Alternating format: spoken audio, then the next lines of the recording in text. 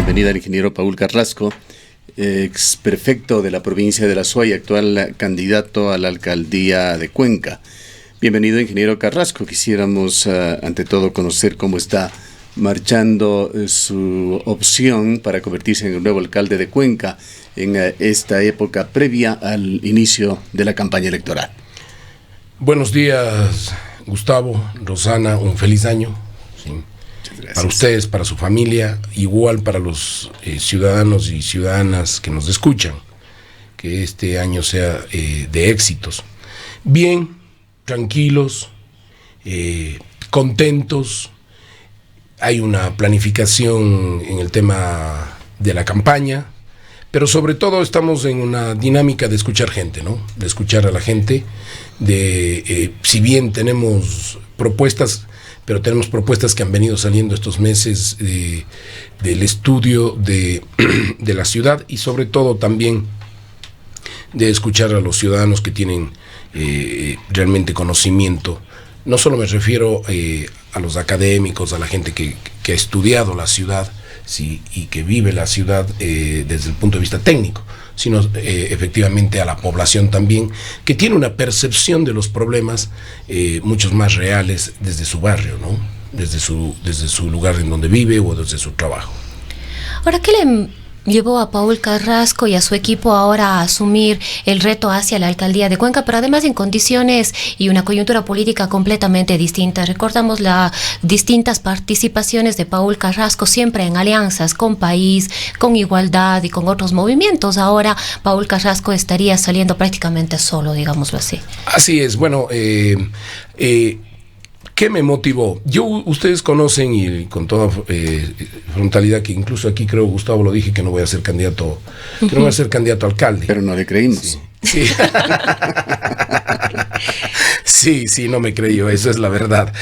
Yo lo que les puedo comentar es que yo no les voy a decir que las llamadas de la gente y que efectivamente los amigos, ciudadanos de nuestras organizaciones, de nuestra estructura, nos pidieron. Efectivamente hubo presiones, hubo pedidos, pero hubo una conversación, primero hubo un análisis del equipo sobre la situación nacional, ¿sí? Y la situación nacional es complicada y el proceso a futuro, qué pasaría con nuestro movimiento nacional, Juntos Podemos. Ese se hizo un análisis sobre eso. Y luego hubo una conversación realmente con mi mujer y mis hijos, y lo digo con toda la frontalidad, ¿sí? Mi familia es parte de las decisiones y es clave, y ellos me pidieron que asuma la candidatura. Porque efectivamente ellos decían que durante este periodo me voy a quedar con el bichito, como decimos, ¿no es cierto?, los cuencanos, me voy a quedar con el bichito de, oiga, pude haberlo hecho, o podríamos haber cambiado la ciudad o mejorado la ciudad. Y al final me dijeron, es responsabilidad de ti con la ciudad, porque también tienes conocimientos, estás preparado, hay experiencia, y si estás en esto, deberías ser responsable con tu ciudad. Básicamente eso pesó ya en términos personales, ¿no?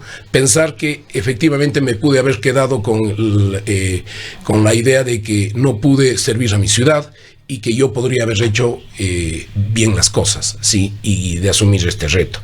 Así que básicamente es este tema de responsabilidad con la gente. Y también algo que me pasó, que me cambió la forma de ver, cuando estuve haciendo las rendiciones de cuenta y caminaba y veía, sobre todo en los sectores, en los barrios urbanos marginales, el pedido general de los sectores populares, donde nosotros hemos tenido llegada y tenemos organización, estructura, era realmente ya no de pedido ni de apoyo, sino realmente de exigencia.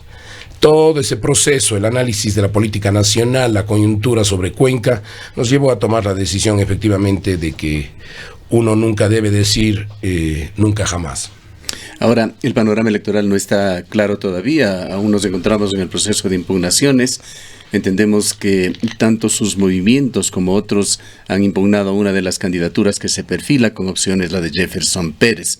Hay problemas también en el Consejo Nacional Electoral. Estos son de dominio público pero continúan. Hemos conocido que el día de ayer se han iniciado sumarios administrativos en contra de funcionarios de la delegación Azuaya, tanto en contra de aquellos que intervinieron en el problema de la documentación del Partido Social Cristiano, como en el de Izquierda Democrática y otras inscripciones que se las considera tardías. ¿Cómo mira usted esta situación que aún no termina de aclararse y qué es lo que piensa concretamente sobre uno de los aspectos que más podría tener incidencia sobre su candidatura, el hecho de que Jefferson Pérez sea o no candidato? Gustavo, a ver, primero nosotros decidimos ir solos precisamente por eso. Porque ya siempre hemos creído en las alianzas, siempre hemos creído en la posibilidad de construir con otros sectores, pero tampoco es que hemos tenido buenos resultados. Puede ser responsabilidad nuestra, de los otros sectores, y tenemos un equipo de años de formación, ¿sí? Algunos más conocidos, otros menos conocidos, pero al final lo que estamos planteando es un proyecto integral para la provincia, y vimos que era la oportunidad para desarrollar una propuesta integral, ¿sí? Luego, con respecto al Consejo Electoral, yo confío en la gente. Vea, creo que es mi obligación decirlo, más allá de los errores y las equivocaciones. Efectivamente ha habido varios problemas, no solo lo de la Izquierda Democrática del día lunes, no solo en el fin de semana nosotros tuvimos información lo de Jaime Astudillo, ¿sí? Entre sábado y domingo, y el día viernes lo del Partido Social Cristiano, ¿sí? De Fernando Aguirre. Creo que es necesario que efectivamente exista una depuración, no solo aquí, debería ser en lo nacional también. Definitivamente el Partido Social Cristiano está intentando manejar las elecciones, eso es indudable. Pero más allá de que yo tengo buenos amigos allí, etcétera, estos son los problemas en política. Yo creo que, por ejemplo, dentro de esto, que Jorge Harris es parte del Partido Social Cristiano. No, yo creo que él ha señalado de que por 35 años, dijo, aproximadamente no ha tenido afiliación partidista, aunque señalaba que en el año 2000, eso sería 20 años, él fue consejero. No sé si usted estaba ya en la prefectura, fue con Marcelo Cabrera, pero él fue consejero por el Partido Social Cristiano. Pero es justo lo que me da confianza. Más allá de si Jorge es social cristiano o no, Jorge Harris es un tipo absolutamente, una persona, sí, para decirlo correctamente, absolutamente honesta, recta, sí, y yo creo que eso nos da confianza. Es decir, pero entonces, ¿cómo combina este criterio de que está tomado el Consejo Nacional Electoral por el Partido Social Cristiano está presionando, y esta pureza en la provincia de La Azuaya? Está presionando, sí, es indudable, está presionando el Partido Social Cristiano, sobre todo en los estamentos electorales, pero confío en la gente y en cierta gente, como confiaba en José Astudillo, por ejemplo. ¿De qué manera estaría presionando el Partido Social Cristiano? El Partido Social Cristiano lo que quiere es efectivamente buscar cómo consolidar, sí, a toda costa sus candidaturas y ganar las elecciones en los sectores, en los gobiernos locales, precisamente para ablandar el camino para que Jaime Nebot sea presidente de los ecuatorianos. Yo creo que incluso muchos candidatos en las seccionales que podrían haber sido presidenciales están precisamente en las seccionales porque sectores políticos y económicos les pusieron en las seccionales para abrir el espacio a que Jaime Nebot pueda tener una candidatura libre en el 2021. Yo no sé cómo explicarle, pero creo en la gente. Y Jorge Harris a mí me parece una persona que va a manejar las cosas bien e intentará sortear las presiones que tenga. Y ahí lo que nosotros debemos hacer, en este caso como listas 3362, ¿sí? Debemos ayudar a que efectivamente con buenos controles electorales el proceso salga correcto. Ahora, el Partido Social adecuado. Cristiano, Paul, aquí en Cuenca para la alcaldía no tiene candidato, sin embargo le escuchamos a Fernando Aguirre. Candidato para la alcaldía. Para la alcaldía, sí. Sí, por eso le escuchamos al candidato a la prefectura, que es el ingeniero Fernando Aguirre, expresar su apoyo al candidato Jefferson Pérez. ¿Cree usted que hay ahí algún vínculo o, en este caso, el apoyo del Partido Social Cristiano a la candidatura de Jefferson Pérez? Indudablemente, si usted hace un análisis, sí, y esto quiero decirlo con claridad, Jefferson Pérez es un gran deportista, sí, pero ya en términos políticos está claro que efectivamente tiene un respaldo. Si usted hace un seguimiento de quienes le han apoyado, sí, en los videos, en las redes, etcétera, es efectivamente el Partido Social Cristiano. Carlos Vera, hay un periodista deportivo,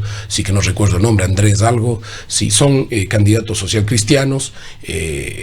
Yo creo que efectivamente Fernando Aguirre lo que hizo es transparentar, es decir, nuestro candidato social cristiano es Jefferson Pérez. Esa es la verdad. Y en el mundo Carlos político... Vera, dicho sea de paso, ¿usted le considera también a alguien más de los cuadros social cristianos? Pero absolutamente. Usted recordará que cuando... Mire, yo no estoy criticando.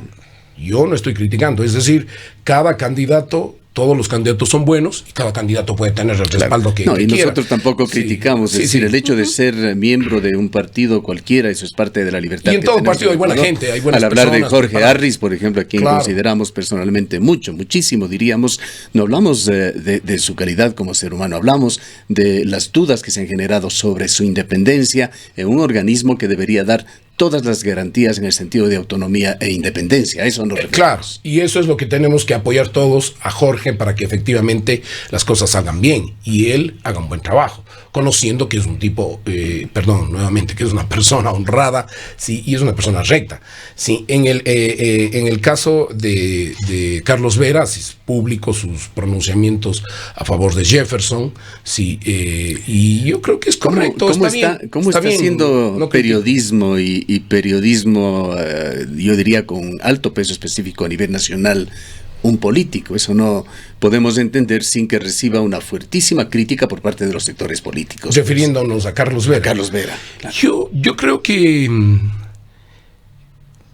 le voy a ser sincero, hay muy pocos medios que entendieron la dinámica del correísmo.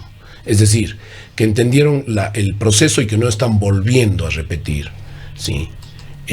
No están volviendo a repetir los errores de antaño.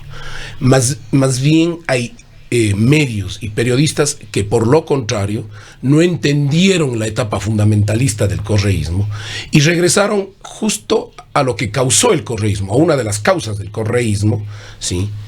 Más allá de si el correísmo fue bueno o malo, no estoy haciendo el análisis sobre eso, pero sí fue fundamentalista. Pero sí sería bueno saber también de paso si el correísmo fue bueno o malo. Es algo muy importante para conocer el pensamiento de un candidato con miras a las próximas elecciones. Indudablemente fue un gobierno que causó un problema gravísimo al país económico, en términos de pluralismo ideológico. Usted conoce mi posición de 10 años de haber sido el único, yo sostengo, el único político que sufrió las consecuencias por tomar, y la única autoridad por tomar una posición frente al correísmo. Pero me parece que hay algunos medios y algunos periodistas que regresaron a la historia anterior. Es decir, ¿de allanamiento? Sí, de linchamiento, de posicionamiento político, de funcionar en base a ciertos intereses. Eso es real. Y Carlos Vera es indudablemente un hombre cercano a Jaime Nebot. Es decir, un periodista funcional lo estaría calificando usted. No quiero utilizar ese término, pero es indudablemente cercano a... Y es uno de los... Incluso... de los, entiendo, asesores comunicacionales o de los que le asesoró en un momento dado y hizo media trainings y todo con Jefferson Pérez. Ahora, esto un poco hablando de los apoyos y de cómo se han ido dando las alianzas y las distintas posiciones de los movimientos y organizaciones políticas, pero ahí también nos queda un poco la duda del movimiento País, hoy movimiento oficialista con el presidente de la República. Quizás Paul Carrasco le apostaba al apoyo del gobierno en esta candidatura. Si no nos equivocamos, hasta pocas horas antes del cierre cierre de las inscripciones, Paul Carrasco se encontraba todavía apostando a la posibilidad de que quien le acompañe como candidato a la prefectura sea el actual gobernador de la SUE, Javier Renderica. Al parecer una alianza que no llegó a concretarse. Javier Renderica ha dicho que por cuestiones de orden personal. A ver, quiero contar la verdad. Si esto es con toda la claridad, Javier es un gran hombre.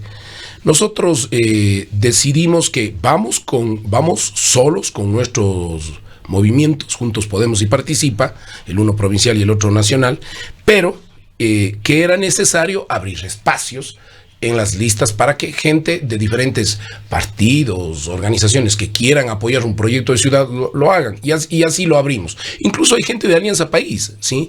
Más que de Alianza País, de sectores del gobierno, ¿no? Por ejemplo, hay una candidata en la concejalía como Priscila Alvarado, que trabajó con nosotros en la Senagua y nos dio una mano impresionante, nos ha ayudado muchísimo en la Agencia Nacional de Tránsito a comprender muchas cosas, y está de candidata con nosotros. Personalmente vi el perfil. En el caso de Javier, intentamos hacer una alianza. El movimiento resolvió que en el caso de que abramos espacios, Javier Renderica era la única opción para ceder la prefectura o construir la prefectura, porque primero tenemos una gran amistad, es una muy buena persona, sí. Lamentablemente llegamos a un acuerdo, luego entiendo que hubieron presiones de diferentes sectores del gobierno, no se pudo cerrar ese acuerdo. Sí, Javier tomó una posición por temas efectivamente que les corresponden a él personales, y creo que ese fue el proceso.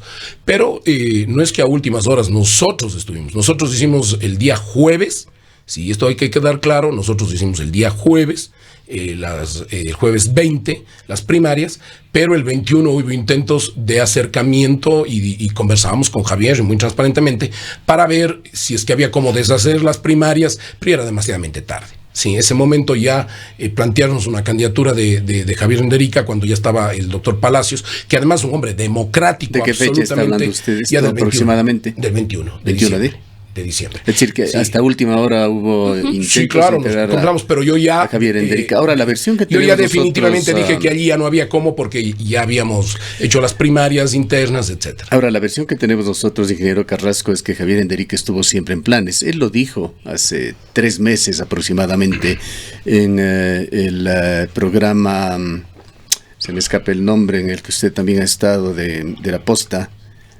Con Vivanco. El programa con Vivanco. Él allí señaló que venía conversando, entre otros políticos, con usted. La versión que nos ha llegado es que usted esperó por Javier Renderica. Diríamos que deshojando margaritas. Y Javier Renderica finalmente le dejó con su proyecto de ir juntos a la alcaldía y la prefectura respectivamente, debilitando de alguna manera su candidatura.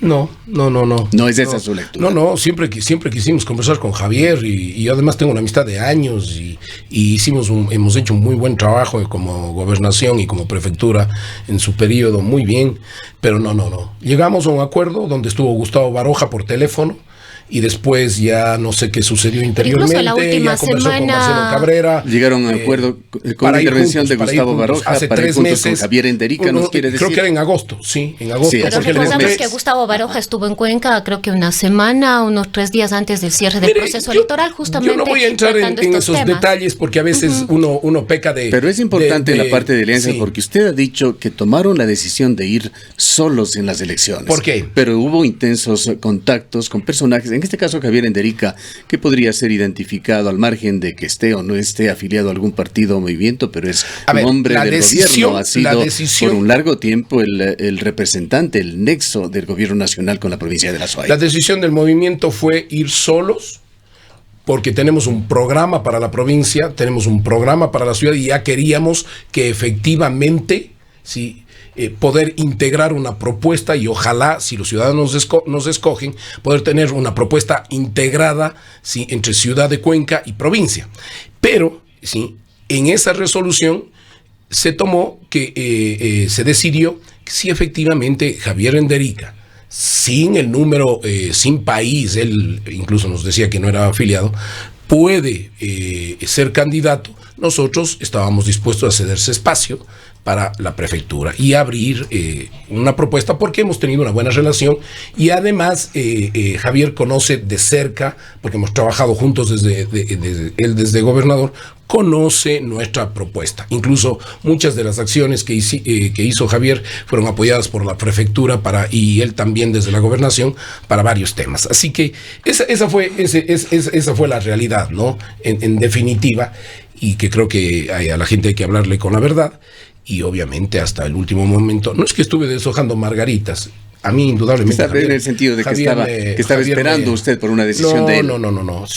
Javier nos dijo ya un momento dado que era imposible, hablé con él, yo me llevo muy bien con la familia, sí, definitivamente ya hubo un momento, 1 mes y medio, 2 meses antes que nos dijo que no había ninguna opción, ¿no? Pese a que habíamos cerrado, ¿sí? Y no creo que fue falta de palabra de Javier, sino definitivamente hubieron situaciones y presiones desde el gobierno con quien yo me llevo bien y tampoco es que me han cumplido, ¿sí? O sea, no es cierto que el gobierno me ha dado opciones en la prefectura para no, más bien ha sido muy complicado. Pero yo creo que con la experiencia que tuve, por lo menos ahora podemos hablar, podemos conversar, podemos decir lo que pensamos, y hay buenos ministros y hay que por lo menos le dicen a uno no hay cómo, o buscan alternativas, y esa es la relación con el gobierno. Ya qué pasó con Javier, eso tendrá que definirlo él, ¿no? Se nos está quedando parte de la respuesta sobre cómo mira usted el escenario con o sin Jefferson Pérez, asunto que se dilucidará posiblemente hoy o mañana. Mire, yo lo que le puedo decir es que eso es un tema jurídico, ¿sí? Y el escenario político indudablemente cambiará. Jefferson es un gran deportista, tiene su respaldo indudablemente, no es como están señalando esas encuestas que circulan por WhatsApp, etcétera. Sí, Jefferson no está, sí, como quieren informar en términos de números. Sí, esta es una cuestión muy, muy cerrada, por eso tomamos la decisión. Nosotros en agosto, sí, el equipo hizo un levantamiento de información y ahí es cuando me empezaron a presionar que había opciones, sí, y yo estaba básicamente entre el 12 y el 14%, atrás, sí, atrás de Jefferson, que tenía un 40%, sí, y de Marcelo, que tenía alrededor de un 15%. Sí, pero a finales de diciembre, la información nuestra es 27-7, ¿sí? Jefferson Pérez. Le estoy diciendo la verdad, lo nuestro. Si la gente piensa que a lo mejor estoy mintiendo, pero realmente estoy diciendo lo que yo tengo de nuestra información, de nuestros análisis. 27-7 Jefferson, 27 Carrasco, sí, y 16 Marcelo Cabrera. Esa fue nuestra información. ¿Cuál es la fuente de su información? Imacén es una encuestadora. Imacén. Sí, Imacén. Trabaja para ustedes. Sí, para el equipo, digamos, del movimiento, ¿no? Y entonces, efectivamente, eso es lo que también nos llevó a decir, sí, hay ya una opción, los trabajos que hemos hecho. Y algo que también cerramos el año que para mí es bueno, con un 72% de la aprobación de la gestión de la prefectura. Sí, lo cual para nosotros también es importante. Y ya, de todas maneras, eso nos permite participar, pero usted sabrá que ya la campaña electoral es otra cosa y esperemos que la población recoja nuestras propuestas, ¿no? Y vote por nosotros. Hay una pregunta que le hicimos hace algún tiempo a usted, ingeniero Carrasco, que le vamos a volver a plantear, a ver si en la perspectiva del tiempo ha cambiado también su perspectiva sobre el tema. Se trata de declaraciones suyas que hizo sobre el proyecto Tranvía.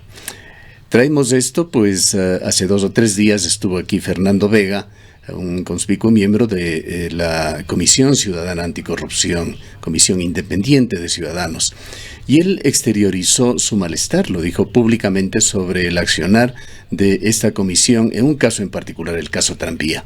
Dio a entender muy claramente que la comisión había claudicado en este tema por presiones de carácter político para no fiscalizar el tranvía. Vamos a ir hacia ese tema, pero partamos de una declaración pública que usted hizo hace algún tiempo en la ciudad de Cuenca. A esos políticos que lo que hacen normalmente es esconderse para hablar con la gente, para hablar con todos, porque quieren mostrarse pulcros y santos. Sí, a esos políticos les digo una vez que se sienten y administren, estas son las verdaderas realidades. Amigos y amigas, a esos políticos acomplejados no les escuchen. Y les digo acomplejados a la gran mayoría de políticos de la ciudad. De la ciudad de Cuenca y de la provincia de La Suay, porque tienen miedo, siempre están bajando la cabeza y tienen miedo de hablar con todos los sectores y bajando la cabeza para apoyar a alguien. Si ustedes creen que un general Moncayo, bueno, en general, creen ustedes que conocen la realidad de la provincia, sabrán que, por ejemplo, nosotros somos el tercer productor de habas a nivel nacional, a nivel de la provincia, de habas secas, y que necesitamos darle fuerza que a esos políticos que nos critican de que nosotros hablamos con todos los sectores, que eso es una barbaridad. Hay políticos que ni siquiera se bañan. Yo les digo con honestidad, sí, y soy súper claro, al pueblo azuayo le agradezco por entenderme. Esa es mi lucha. Mi lucha es para poder vender, fíjense ustedes, sí, para poder vender las acciones de las eléctricas y tener $50 millones. Cuando yo quise vender, me dijeron que soy privatizador. Ahora están vendiendo Tame, están vendiendo Sopladora, están vendiendo Mazar, pero todo. Fíjense ustedes, ciudadanos y ciudadanas, la historia. Yo estoy luchando por eso, porque veo que mi provincia de La Suay, a esos políticos de aquí de Cuenca, mediocres, que se creen, a esos académicos que leen, que escriben, que leen la historia, pero que al final, si creen que pueden interpretar y juzgarme a mí, a esos les digo, sí, a esos les digo que nunca han ganado una elección. ¿Saben por qué? Porque no están con la gente y no están con la realidad, porque no saben lo que sucede en la provincia de La Suay. Hay hasta concejales que por un viajecito se venden. Esa es la verdad, sí, esa es la verdad. Hay concejales, hay alcaldes que por un tema de un juicio se venden, y esos son los que me critican. Hay políticos que ni siquiera se bañan, porque yo he estado sentado al lado y apestan, y les digo la verdad. Y soy muy duro en esto, ciudadanos, amigos y amigas que nos escuchan. Yo tengo la cara limpia para seguir trabajando por la provincia, sí, para seguir trabajando por el Azuay, para seguir trabajando por Cuenca. Y ahora van a ver ustedes. Hubo gente que me dijo, el estilo del ingeniero Marcelo Cabrera. Ahí está el tranvía, no saben qué hacer. Por no reclamar, por aceptar. Es culpa de Marcelo Cabrera y es el responsable fundamental por haber aceptado un proyecto que no era de él. Los lugares comunes siempre generan polémica y son mal vistos en políticas. ¿A quiénes se refería usted con estas declaraciones? A políticos, efectivamente, cuencanos que... ¿Es esa la idea que tiene usted del resto de personas? No de todos, no de todos. No, y ahora hay mucha gente nueva en las candidaturas. Hay 8 candidatos a reelección y otros 8 por lo menos, creo que mucho más, que están cambiando a otra posición política, pero no hay mucha renovación realmente en la provincia de La Suay, sobre todo para los cargos principales. Pero yo creo que en Cuenca para alcaldías hay una renovación impresionante, ¿no? Gente totalmente nueva, sí, sin experiencia o algunos conformistas, lo que sea, pero al final. Mire, yo no recuerdo en qué tiempo fue eso, ¿no? Pero efectivamente lo dije. Y efectivamente hay políticos que le dicen una cosa y que hacen otra totalmente diferente. Esa es la verdad. No voy a dar nombres de este momento porque creo que es necesario construir una propuesta de paz, una propuesta de ciudad. Es recorrido y la gente definitivamente quiere resolver los problemas y está muy intranquila. Entonces, usted como, no voy a generar posible alcaldía de la ciudad de Cuenca, ingeniero Carrasco, ¿no volverá a su discurso ya como alcalde, este discurso coloquial y tan lleno de lugares comunes? Y tan lleno de lugares comunes, de no definir a quién se refiere, de dejar sembrando dudas que podrían ser tomadas a pecho por cualquiera. Yo creo que es necesario definir una nueva visión de alcalde, ¿no? Y la propuesta que estamos haciendo es que dejemos de lado ya las discusiones políticas. Aprendimos, usted recordará que el año anterior fue un año muy duro para nosotros, sectores políticos de digamos, de todas las tendencias. Nos atacaron muchísimo por la ordenanza de seguridad alimentaria, por el tema del sistema vial y de peajes. Fue un año realmente muy, muy, muy duro en términos del ataque. Pero eso me enseñó y mi experiencia me ha enseñado a que para eso estamos realmente, y yo creo que lo que hay que hacer es dedicarnos a las propuestas. He aprendido también, sobre todo en los últimos tiempos, que uno tiene que dedicarse a administrar. Y en la administración, si uno da resultados, la gente apoyará políticamente. Los ciudadanos lo que quieren en Cuenca es paz, tranquilidad, una ciudad tradicional, ¿sí? En donde la gente pueda andar segura, donde la gente pueda moverse, ¿sí? Fácilmente. Y entonces, efectivamente, ese discurso era un momento político álgido, ¿sí? Y que creo que ojalá los otros sectores políticos también hayan madurado, ¿no? O por lo menos hayan reflexionado como nosotros lo hemos hecho en la necesidad de dejar los intereses de lado y empezar a construir una propuesta de ciudad. ¿Qué va a hacer en todo caso usted sobre el tema que se refería también en esas declaraciones sobre la necesaria fiscalización al proyecto Tranvía? Hay que fiscalizar. Fiscalización que pidió el propio municipio. Marcelo Cabrera lo hizo a 3 altas entidades del Estado, pero que no mereció un seguimiento. No, mire, hay un informe de Contraloría que yo no conozco, sí, habrá que pedir ese informe y habrá que hacer una fiscalización, indudablemente, sí. No va a dejar en su administración ya el tema soterrado. Pero no, de ninguna manera. Pero sobre todo, ya el tranvía está allí. Y entonces hay que buscar la alternativa. Yo estoy convencido de que no puedo dedicarme, a ver, siempre llegamos... No nos referimos a la obra ni a su futuro, sí, a la forma en que se la hizo, se la concibió, se la financió, a las decisiones de carácter político-administrativo que se tomaron. Indudable, hay que buscar, imagínese usted que... no solo hay que resolver el tema del déficit del municipio, que se habla que están entre 21 por una concejala, desde el Ministerio de Finanzas dice que por, digamos, de ser gente al interior del Ministerio de Finanzas se habla de 32 millones de déficit, pero hay que pagar 75 millones de dólares de deuda del tranvía. Y entonces hay que fiscalizar, porque a la final la ciudad queda endeudada, ¿sí? Pero yo creo que tampoco podemos dedicarnos, como todos los alcaldes llegan, a echar la responsabilidad al anterior. Si la gente nos elige, si los ciudadanos nos eligen, es definitivamente para enfrentar, ¿sí? La problemática. Y quiero ver al futuro. Ese es el alcalde de acción, ¿sí? Que los ciudadanos tienen, ni improvisado ni conforme, un alcalde que está preparado para dar soluciones a la gente, que es lo que me ha pedido. Sin embargo, eso no significa que haya procesos que tengan que fiscalizarse, ¿sí? Y que creo que es necesario hacerlos, ¿no? Creo que la gente clama por transparencia en el manejo de la cosa pública. Sí, es necesario. Y ahí tenemos en la propuesta... estamos viendo la manera de que sea efectivo, pero tiene que haber una organización ciudadana fuera del municipio que haga control anticorrupción, pero que a la vez estamos buscando la manera, Gustavo, de ver cómo tiene poder adentro, ¿sí? Para que pueda obtener información, ¿sí? Pero es indudable que nosotros vamos a fiscalizar y pensando en cómo vamos a resolver los temas de la gente. Por ejemplo, ahora en campaña se ha levantado la campaña sucia, tema de los memes. Usted ha visto sí.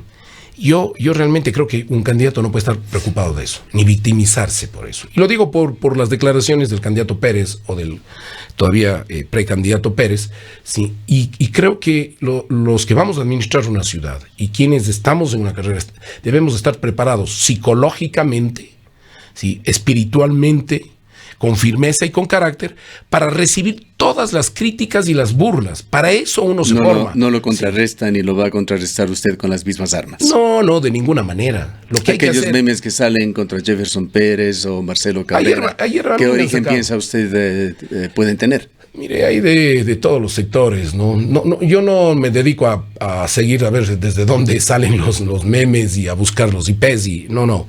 Pero también yo he sido fruto de ataques. Me sacaron un video extraordinario sobre el prefecto bandido, lo cual era un insulto, pero era con la canción de Bosé, muy bien hecho. Yo no estoy preocupado de eso, pero ahora me han sacado uno sobre Cantinflas, ayer el señor Campoverde, le doy un nombre, el señor Campoverde, candidato alcalde, saca una volqueta que se vira y dice que es de la prefectura, que se cae con la carretera, pero cuando nosotros revisamos primero la volqueta no es del gobierno provincial de ninguna manera, y luego cuando acercamos a la gente que está, parece que es en el Vietnam, en algún lugar, porque es otro tipo de gente. Es campaña sucia, pero yo estoy dedicado a la gente. Y eso va a ser mi administración. Un alcalde en la calle, un alcalde que va a administrar desde los parques, ¿sí? Vamos a trabajar la planificación desde los barrios, vamos a reconstituir el centro histórico a través de una unidad de monitoreo. Vamos a hablar de su obra. Perfecto. Continuamos en la línea de la transparencia, ingeniero Carrasco. Y en esto creo que vale partir de una premisa de que los candidatos tienen que exponer a la luz pública su presente, su pasado, para hablar del futuro. Usted y su administración han sido criticados también eventualmente por temas de o malos manejos, incluso se ha hablado de corrupción. Está por allí que quisiéramos también abordar más adelante el tema de GPA Tours y aquellos informes que salieron de la Contraloría General del Estado, relacionados con algunos de los programas más emblemáticos que ha tenido su administración, entre ellos el Festival de Cine La Orquídea o la Cumbre Hambre Cero, etcétera. Pero hay un capítulo, y esto espero que no lo considere usted campaña sucia, lo traemos ahora sí por primera vez, porque justamente ahora hemos recibido una confirmación de personas que nos dicen que sí, efectivamente el incidente se dio. Vamos a referirnos a un tema, le voy a expresar de inmediato, a referirnos a un tema muy delicado que circuló profusamente en ámbitos periodísticos y políticos. No pudimos confirmarlo, pues entendemos que el tema no se judicializó, pero habíamos conocido será aproximadamente un año, de que un funcionario supuestamente de la prefectura hizo presencia en un importante banco local con una mochila con varias decenas de miles de dólares que tenía que entregar a un funcionario del banco, supuestamente para una fundación. Y el tema era que esto sería la forma de facilitar un crédito para la prefectura. ¿Qué explicación da usted a este incidente que está por demás decirlo? Si lo traemos públicamente es porque está efectivamente comprobado que así sucedió. Mire, más allá de que efectivamente esté comprobado o no, ¿sí? Ese fue un tema que... El incidente me refiero. Sí, lo resolvimos. Las intenciones no podemos saber. Usted habla del tema, pero eso lo resolvimos directamente el Banco del Austro y nosotros. Efectivamente hubo funcionarios que no estaban actuando bien. Y nosotros lo que hicimos es el proceso para determinar qué funcionarios... Ahora, esa cantidad de dinero en efectivo... ¿Cómo se puede entender que se facilite por parte de la prefectura? ¿O fue alguna acción indebida particular de un funcionario, pero liberar algunas decenas de miles de dólares para que esté en efectivo, en una mochila, al margen de a dónde vaya? De ninguna manera. Esto fue... ¿Cómo se puede entender esto, señor prefecto? No, porque señor candidato, más bien. Porque fue efectivamente no puedo develar, pero fue efectivamente una estrategia estructurada precisamente para develar que había un problema, sí, y que efectivamente había que resolverlo. Sí. Es decir, que más bien no solo en la prefectura, sino el banco, nosotros tenemos una muy buena relación y más bien lo que se hizo es actuar correctamente. Y se hizo una estrategia interna para determinar qué es lo que estaba pasando. Es decir, más bien fue un señuelo que se le puso a la persona, es lo que usted quiere decir. Efectivamente, fue todo estructurado y lo hicimos muy bien, y aquí no quiero ni desprestigiar al Banco del Austro, más bien. En absoluto. Más bien. Sabemos que la actuación del banco fue absolutamente correcta. Y usted ha traído el nombre del banco, no lo habíamos dicho por el respeto que se merece y porque además por la actuación correcta del banco. Pero tal vez Gustavo está quedando el hecho de que nosotros no actuamos correctamente.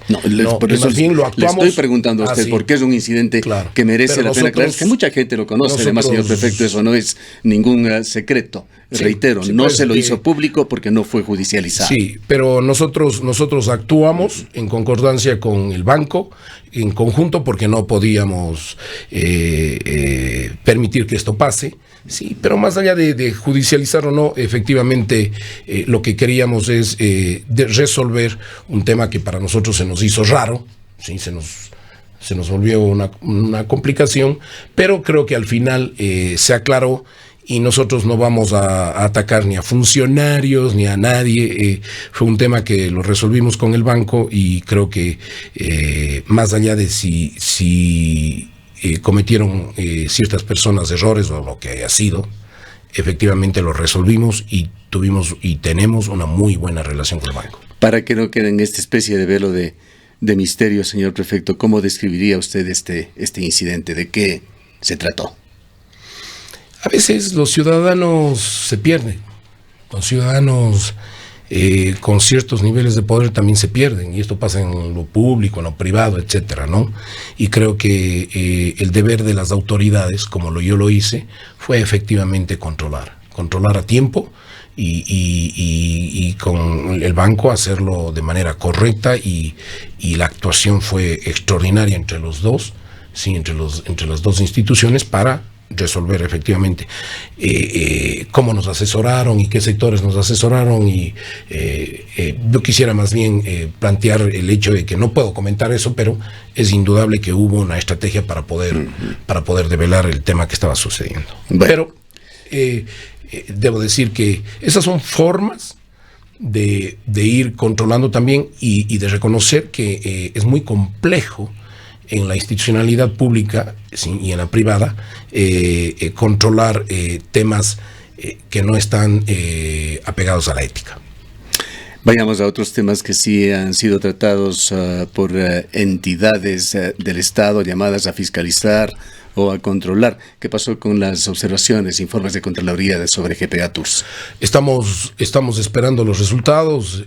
Mire, acusarnos de corrupción me parece, Gustavo, sí, o decir que ha habido corrupción en el gobierno provincial, me parece realmente complicado. No es así.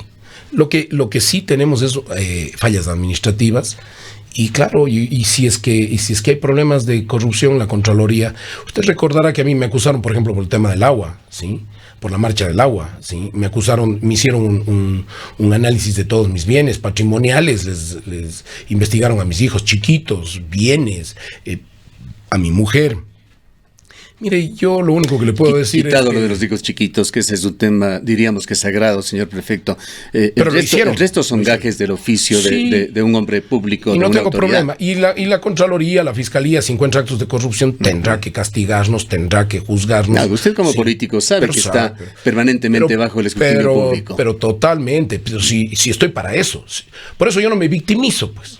¿Sí? O sea, me parece que a veces hay cosas injustas, ¿no? Pero estoy para eso, estoy para que la Contraloría nos juzgue, digamos, nos revise las cosas, estamos para ser juzgados por los jueces. Ese es nuestro riesgo si no hacemos las cosas bien. Y estoy claro y estoy preparado para eso. Porque incluso, imagínese usted, si empezamos hoy, los candidatos se quejan de la campaña sucia, imagínese usted cuando tenga que resolver 50, 100, 200, 5,000 problemas de la ciudad, cuando tiene gente que le critica por todo. Y también los ciudadanos a veces están mal informados o a veces escuchan rumores que no son rumores infundados, y entonces uno tiene que estar preparado para todo eso y saber que efectivamente, Gustavo, estoy sometido al escrutinio público y es lo normal. El punto es que a veces uno puede perder su norte, ¿no?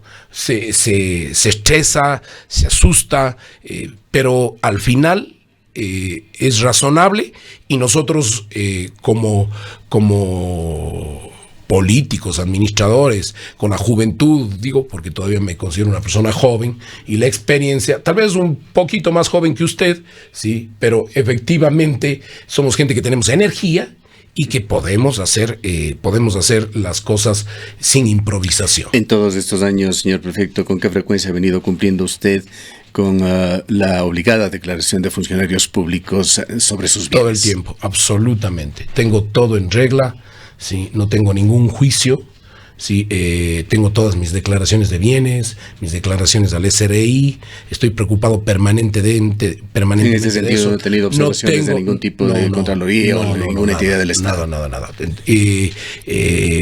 Hemos revisado todos nuestros procesos, todos los años. No tengo ningún negocio particular, absolutamente nada. Tengo una casa que tengo que pagar mensualmente, la deuda, ¿sí? Que ahora lo estoy haciendo con la cesantía y con el tema de la liquidación de la prefectura. Soy una persona absolutamente dependiente de mi actividad que me encanta, que es la administración pública. Sobre GPA Tours, al final una de las observaciones que recordamos era de que fue una entidad que supuestamente era autofinanciable, que a través de su actividad la iba a financiar, y de hecho sí ha hecho gastos, pero no ha tenido ingresos. Sí. ¿De qué manera se financiaron esos gastos? Los gastos de la prefectura. Por eso generamos un déficit. Pero Sí, no le ha generado esto glosas por dineros utilizados de cuentas que no debían ser. A ver, ahí hubo un tema y el gerente fue despedido, ¿sí? Y hoy está ahí el doctor Daniel Borrero, efectivamente cerrando GPA Tours, porque no cumplió con Se su está objetivo. liquidando la... Sí. No cumplió con su objetivo, ¿no? Y hubo procedimientos y la Contraloría ha fijado responsabilidades, efectivamente, y ya depende de la Contraloría, la Fiscalía y de juzgar a los funcionarios, porque efectivamente era una empresa que tenía que generar recursos y todo se le dio. Incluso hubo algunos procesos que no se dieron previamente para poder contratar, ¿no? Hubo muchas dificultades, es la verdad, hay que reconocerlo, así como hay cosas positivas. Ese fue un problema que efectivamente yo siempre, tal vez ahí me empeciné en buscar cómo lograr que GPA Tours sea una empresa autosostenible y que tenga eficiencia administrativa. Lamentablemente no se logró, ¿sí? Y hace más de un año tomé la decisión, efectivamente, de ir cerrando. Incluso hubo una observación de la ex viceprefecta María Cecilia Alvarado de tratar de que a lo mejor cerremos y pongamos un departamento de turismo al interior de la prefectura. ¿Qué sucedió, por otra parte, señor prefecto, con su proyecto Hambre Cero, seguridad alimentaria, que tuvo diferentes facetas? En todo caso, se hizo la cumbre Hambre Cero aquí. Allí se dijo, usted tendrá las cifras correctas, que hubo una inversión, llamémoslo así, del orden de unos $2 millones. Implicó la presencia aquí de personalidades a nivel mundial.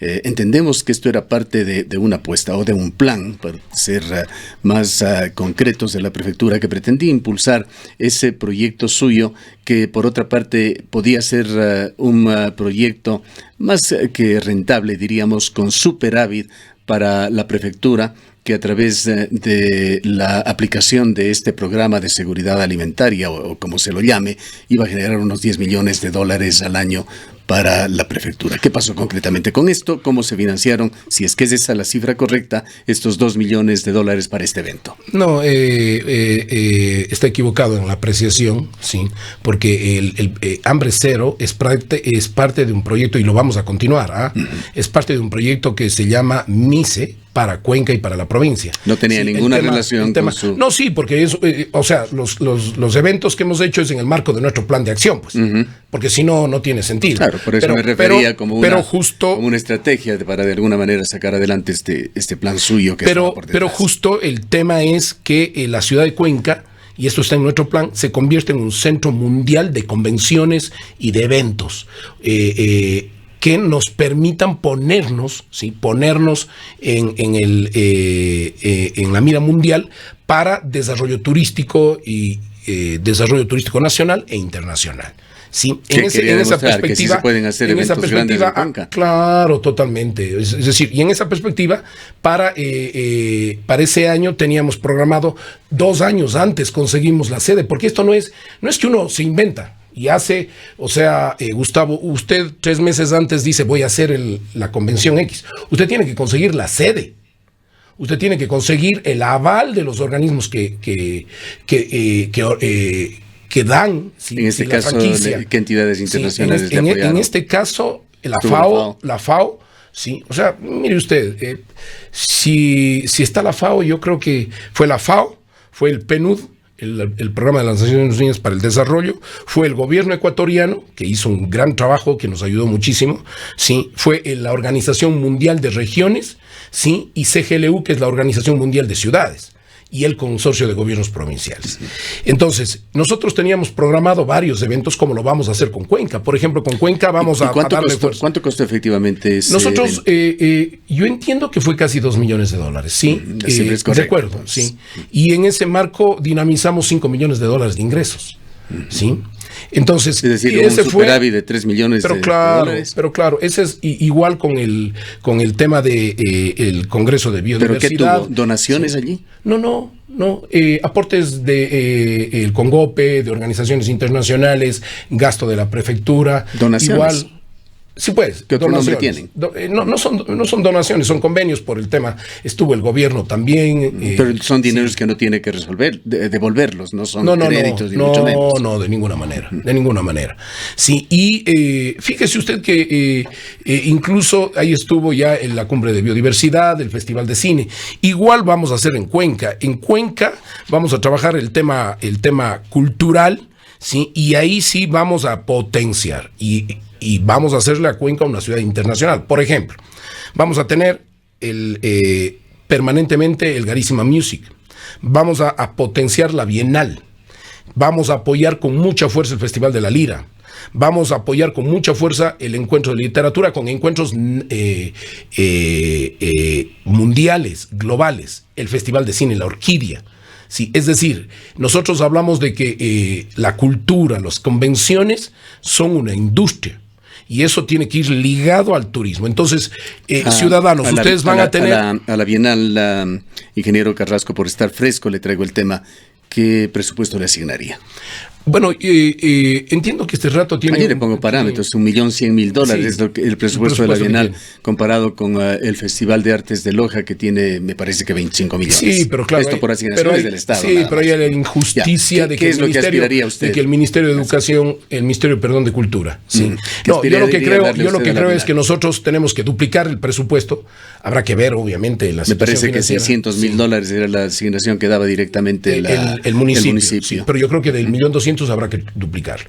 Y ahí hay que hacer definitivamente un encuentro y una alianza y un pacto con los sectores privados. Mi administración en la alcaldía va a ser básicamente una alianza con el sector privado para desarrollo de empleo y de actividades que generen empleo. El punto es que normalmente la cultura se le ve como exposiciones, etcétera, pero para ciertos sectores. ¿Sí? Hay que masificarlo, pero además tiene que ser una industria que permita inversión, que permita réditos, ¿no es cierto? Y ahí ojalá logremos que, por ejemplo, en el último Festival de Cine tuvimos realmente el apoyo ya del sector privado de Cuenca. Eso fue interesantísimo, ¿no? Con más fuerza que antes.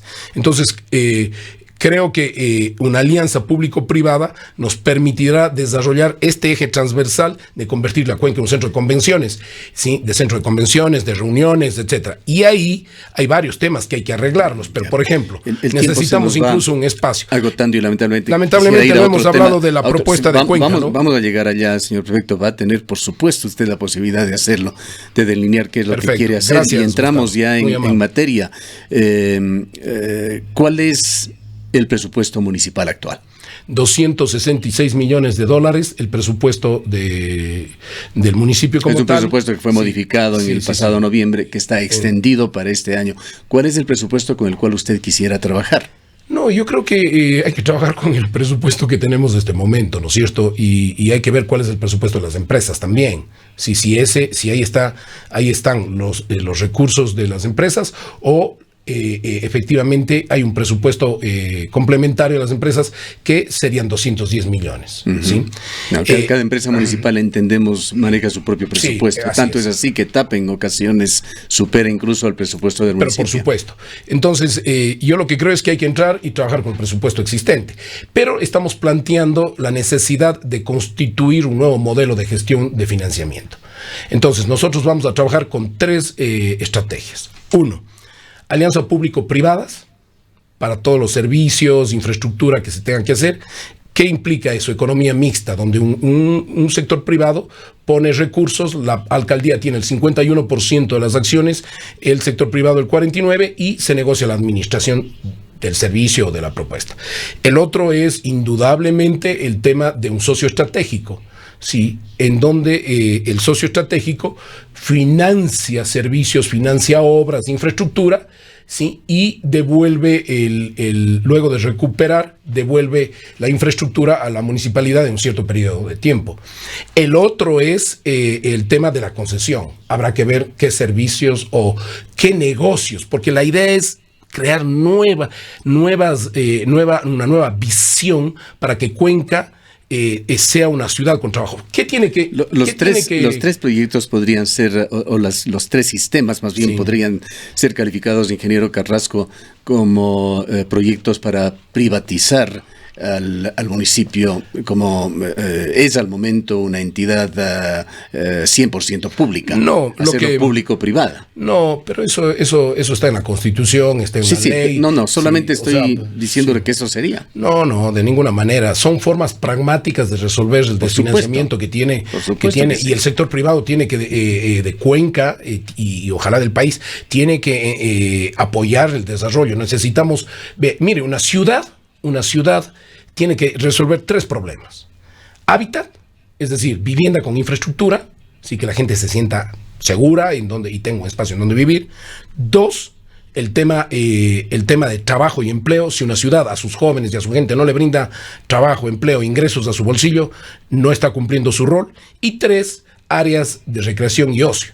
El alcalde Cabrera ha hecho áreas de recreación y ocio sin utilizar los parques, es decir, solo ha maquillado. Más allá de las cosas buenas o malas que haya hecho, pero efectivamente eso, es decir, solo ha trabajado un eje. Nosotros lo que planteamos es que hay que manejar de forma integral y definitivamente hay que trabajar con el sector privado, la mediana, la pequeña y la gran empresa, para poder reactivar inmediatamente la economía de la ciudad y desarrollar empleo, cuando las cifras son más del 54% de desempleo entre la informalidad, etcétera. Por lo tanto, sí, necesitamos mecanismos en el primer año que nos permitan activar. Uno de esos es la construcción. ¿Aspira usted a contar con el apoyo y el aporte del sector privado? Necesitamos hacerlo y tengo una propuesta incluso para el tema del desarrollo industrial, otro para el tema turístico, que es rápido, que dinamiza con un aliado estratégico como puede ser Guayaquil, ¿sí? La ciudadanía de Guayaquil. Y el otro tema es que definitivamente tenemos que descentralizar la administración, sobre todo avalúo y catastros y control urbano, para poder permitir permisos que tendrían que estar saliendo en un mes. Sí, y eso con una reingeniería de procesos de acuerdo al territorio y permitir la construcción, que la construcción dinamice, ¿sí? Que la construcción se desarrolle de vivienda social, de vivienda en general, etcétera, se desarrolle en la ciudad con el objetivo de generar empleo inmediato. El primer año, mire, yo soy un alcalde y voy a ser, permítame, si el pueblo me apoya, voy a ser un alcalde de decisiones y liderazgo. Sí, y el primer año va a ser un año en que el alcalde tomará decisiones como el de la Feria Libre. A mí no me tiembla la mano, usted me conoce. ¿Qué haría con la Feria Libre? A veces me meto en líos, ¿no? ¿Qué haría usted con la conoce, Feria Libre? Pero por las decisiones. Con la Feria Libre, indudablemente hay que conversar con las asociaciones, hay que cerrar, ¿sí? ¿Saldrá el mercado de...? No, lo que hay que hacer es un centro comercial para la gente. No hay que dejarle sin trabajo, pero hay que reorganizar, catastrar, sacar a las mafias de ladrones y corrupción que existe allí, de microtráfico, y hay que armar... Nació como un centro de mayoristas la Feria Libre. ¿Ha perdido su vocación? Sí, ha perdido su vocación, pero hemos conversado, hay que reestructurar, rediseñar nueva infraestructura, etcétera. Incluso hemos hablado con la gente allí y los dirigentes están de acuerdo que habrá que cerrar y tendrán que quedarse sin trabajo un tiempo. Y esa función de un centro de mayoristas... Habrá que buscar la opción, ¿no es cierto? Y el espacio en donde se lo puede hacer. Pero no habría que tener primero esa solución antes de pretender intervenir en la Feria Libre. No, yo lo que creo es que primero hay que resolver el tema de la Feria Libre, sí, porque es realmente un problema grave para la ciudad, además de seguridad también. Y luego habrá que regular el tema del transporte. Ya esto en movilidad, pero solo permítame, Gustavo, un momentito, para la misma Feria Libre, regular el tema del transporte pesado en la ciudad. estos días y estos meses he estado recorriendo, no puede haber transporte pesado a mediodía recorriendo en toda la ciudad. Habrá que regular esto para incluso el ingreso de alimentos desde la medianoche hasta las 5 de la mañana. ¿Cómo va a resolver usted el problema económico que se genera con el funcionamiento del tranvía, con el pago también que tendremos que hacer los contribuyentes por la inversión que se ha realizado? A ver, ahí tenemos una propuesta clara. Efectivamente, hay 24 millones de dólares por lo que no se vendió el Cayambe, que entiendo yo se pidió a la banca privada, sí, y hay los 50 millones de dólares, los 51 millones de dólares para que hay que pagar al gobierno francés. Son 75 millones de dólares. ¿Nosotros qué decimos? A ver, esto no le podemos cargar a la ciudadanía, definitivamente, ¿sí? Y esto va a ser una carga para el municipio. ¿Cómo vamos a resolver este tema? Lo que hacemos es el planteamiento, y esto sí requiere un pacto social de toda la ciudadanía. La ciudad de Cuenca paga 649 millones de dólares en impuestos al año. ¿Sí? Nosotros lo que decimos es, a ver, vamos sin mendigar a negociar con el gobierno nacional para que de esos 649 millones de dólares, que sí, se saquen los 75 millones de dólares. En un plazo de 10 años... Van a necesitar por lo menos 20 millones mensuales, sí, más. Esto por el déficit que genera la utilización del tranvía, primero, por 14 millones de dólares cada 5 años que tiene que invertirse en su mantenimiento. Pero resolvamos primero, son 8 millones de funcionamiento y los 14 del mantenimiento. Sí, pero resolvamos primero el tema de la deuda, porque eso nos libera a nosotros. Sí, y entonces lo que hay que lograr es que el SRI, sí, de los 649, en el marco del pago de los 10 años, se hace un flujo y separe 7 millones y medio de dólares. Usted va a necesitar hacer reformas legales, posiblemente con intervención del Congreso Nacional, porque las asignaciones para los gobiernos seccionales están ya señaladas en la ley. Esto es un tema de un acuerdo, puede hacerse ya lo analizamos, por decreto presidencial o decreto ministerial, ¿sí? Es decir, el tema es llegar a un acuerdo, efectivamente, sí, para que usted recordará cómo se hizo el malecón, ¿no? No sería, señor Guayaquil, prefecto, más bien de asumir un mecanismo parecido al de la ley amazónica, en la cual sí se asignan dineros del gobierno central, orientándolo a determinadas provincias en concreto. ¿No sería más bien ese el mecanismo? Estaba justo explicando los mecanismos, ¿no? Entonces, en un mecanismo, una propuesta es esta, ¿sí? El otro es armar, ahí sí, un proyecto de ley que declare, ¿sí?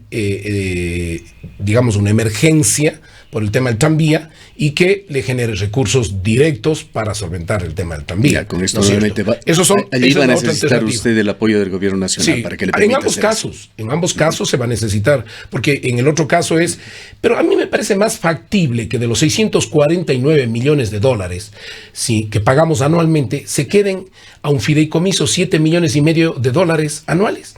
Es mucho más factible. Sí, usted sabe cómo funciona el tema de la asamblea también, pero sí hemos pensado en un proyecto de ley para resolver el tema del tranvía. Ahora, por otro lado, definitivamente el tranvía tiene que ser autosostenible. Pero ¿qué es lo que estamos planteando para eso? Hay que buscar el mecanismo para que la gente utilice el tranvía. Necesitamos descongestionar el proceso de uso del vehículo hacia el eje central que tiene el tranvía, y efectivamente necesitamos lograr, ¿sí?, que la gente vaya a parqueaderos no solo de borde, sino a una estrategia de parqueaderos y terminales pequeños de transferencia, tanto al norte como al sur, que sirva para incluso el transporte que viene del norte, del transporte interprovincial e intercantonal que viene del norte y del sur, para que la gente se baje, la gente que vive en Chaullabamba, Ricaurte, la gente que vive en Baños, etcétera, dejen sus vehículos y hagamos realmente el tranvía lo que tiene que ser, un transporte masivo, ¿sí?, para lograr por lo menos tener el punto de equilibrio, y en ese marco armar una sola. Yo les propuse a los de la Cámara de Transporte armar una sola empresa, ahí sí un sistema integrado, pero con rentabilidad, y en donde además no solo esté el tema del tranvía, del tema el tema de los buses, sino también estén otras formas de financiamiento. Nuevamente una privatización del transporte a través de figuras mixtas. Estamos hablando de un modelo de economía mixta, una empresa de economía mixta con la misma Cámara de Transporte. El tiempo se nos ha agotado, ingeniero Carrasco. Vayamos a otro aspecto polémico, más allá de ideologías políticas, que tampoco nos dé tiempo para discutirlo, pero sí a decisiones concretas que ha tomado su coalición Juntos Podemos Participa. Apoyan a Marcelino Granda, me parece, en el Cantón Sixi, ¿es correcto? Sí, así es. Apoyan a la esposa del alcalde de Chordelec, del alcalde Quesada. No, está equivocado, hay que ubicar. El alcalde de Quesada, perdón, de Santa Isabel, sí, quiere decir, sí, discúlpeme. Sí, así es. Apoyan al exalcalde de Gualaceo, al exalcalde Tapia. Así es. ¿Puede explicarnos el apoyo a estas candidaturas que resultan polémicas? No tenemos el tiempo de desarrollarla. ¿Por qué? Pero si usted requiere, lo hacemos. Pero ¿por qué resultan polémicas? El alcalde Tapia estuvo en medio de un verdadero escándalo dentro de su administración. Ya, mire, yo lo que creo, a ver, primero yo no manejo la provincia, yo estoy dedicado y nunca manejé las candidaturas, pero yo lo que creo es que Marco Tapia demostró, y en sus juicios y sus situaciones, entiendo yo, demostró claramente que fue perseguido y su inocencia, si no estuviera de candidato. Fue perseguido. Sí. Bueno, eso es lo que él planteó, ¿no? Por otro lado, a mí me parece que yo no sé cuál sea el problema con Rodrigo Quesada y con... Bueno, él fue hasta donde conocemos, no sé si expulsado o renunció él por su cuenta a Unidad Popular. Fundó un movimiento, incluso tomando siglas del partido MPD, ha estado ya varios años en la alcaldía, entendemos que no puede ir a la reelección y no deja de ser polémico el hecho de estas sucesiones, de esta especie de dinastías que se dan al estilo Venezuela o Nicaragua.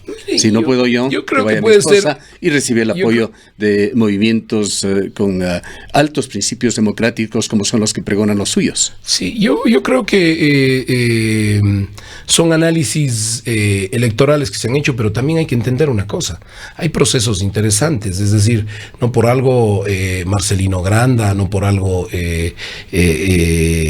Rodrigo Quesada han sido reelectos varias veces y con los problemas que incluso les han generado desde el mismo gobierno central en la época de Correa. Al inicio de la entrevista usted señalaba que apreciaba ese rejuvenecimiento que se estaba dando en los cuadros locales, pero está apoyando a una especie de dinastías en estos casos. Pero yo no sé, discúlpeme, esa es su opinión, pero yo creo que al final hay que valorar también el trabajo. Yo no estoy aquí para criticar, yo estoy aquí para plantear temas de Cuenca. No tengo por qué hablar de Gualaceo, no tengo por qué hablar... Sí, no, hablamos de su partido de movimiento, porque también claro, usted es la principal figura en estos partidos de movimientos, y la fórmula... Pero yo no decido... Y la fórmula, ingeniero Carrasco, implica todo lo que un partido o movimiento presenta como opción a las centenares de posiciones públicas por las que se votará en el mes de marzo. A mí me parece que en el marco de la democracia mismo es necesario también valorar administraciones positivas. Algo deben tener por algo, ¿no es cierto? Es decir, estamos acostumbrados a que todo lo pasado es horrible, es malo, ¿sí? Y eso no es correcto. Tema final, ingeniero Carrasco. Permítame, sí. Yo personalmente creo que lo que hicieron los políticos, los administradores públicos, se juzga en la historia, y hay cosas buenas, pero hay cosas malas, como en el sector privado. Entonces, hay que ir viendo lo bueno, ¿sí? Y así entiendo lo que resolvió el movimiento, porque yo no soy parte del directorio del movimiento, ¿sí? Local, y me parece a mí que efectivamente también hay gente nueva en alianzas, y ya pues la gente tendrá que democráticamente decidir. Yo estoy dedicado a resolver y a prepararme para resolver los problemas de Cuenca directamente siendo un alcalde en territorio, con accionar, con firmeza, sin improvisación y sin conformismo. Tema final, ingeniero Carrasco, este medio de comunicación está organizando microdebates, diríamos que debates que se darían no día a día, pero sí semana a semana en este medio de comunicación, y aspiramos al final, cuando las cosas estén un tanto claras entre las opciones, a hacer un debate entre los finalistas. ¿Participará usted en los mismos? Pero indudablemente, el tema del intercambio de ideas, de la construcción de propuestas es fundamental para nosotros y cuente con nosotros. Lo único que le pediría es que no nos tengan debatiendo en todas las emisoras.